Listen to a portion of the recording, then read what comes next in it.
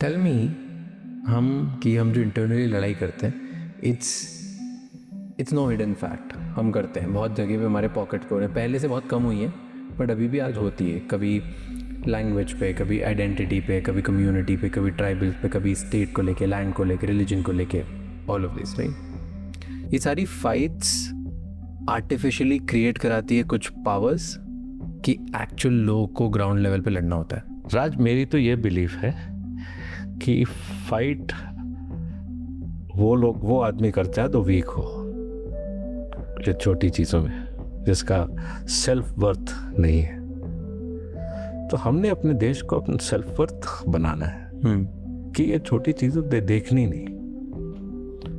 It's only when you build your own self that you become stronger than the others.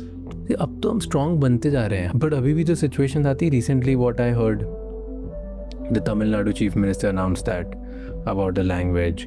Bangalore, Karnataka में जो language के around हो रहा है, then community fights in Manipur, then overall India का जो sentiment around two religions majorly.